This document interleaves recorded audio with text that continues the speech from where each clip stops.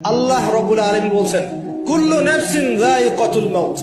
এই কারাগারের দুনিয়ার জীবন সংক্ষিপ্ত, এখানে সমস্ত সত্তা মৃত্যুর স্বাদ গ্রহণ করবে, ঠিক আছে?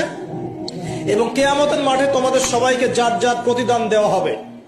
এবার তোমাদের গন্তব্য শোনো, ফামান যুহজিহা আনিন নার, ওই দিন যাকে জাহান্নামের আগুন থেকে বাঁচানো হবে, ওয়া উদখিলাল জান্নাহ, এবং জান্নাতে ঢুকিয়ে দেওয়া হবে, ফাকাদ ফাজ, ওই ব্যক্তি হচ্ছে সফল।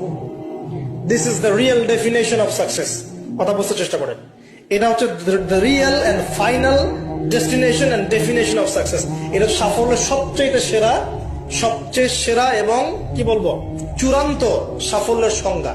এটা হলো সবচেয়ে সেরা এবং চূড়ান্ত সাফল্যের সংজ্ঞা। দুনিয়ার সাফল্যের সংজ্ঞা ঠিক না। এই বাড়ি গাড়ি টাকা করি স্ট্যাটাস ক্ষমতা, এগুলো সাফল্যের সংজ্ঞা আমরা বানিয়েছি। এগুলো সাফল্যের চূড়ান্ত সংজ্ঞা নয়। চূড়ান্ত সংজ্ঞা এই আয়াতে আছে, ফামান যুহজিহা আনিন নার, যাকে জাহান্নামের আগুন থেকে বাঁচিয়ে দেওয়া হবে, ওয়া উদখিলাল জান্নাহ, যাকে জান্নাতে ঢুকিয়ে দেওয়া হবে, ফাকাদ ফাজ, এই সফল হলো। ক্বাদ আফলাহাল মুমিনুন, এই যে মুমিনরা সফল হলো। কথা বুঝতে পারছেন?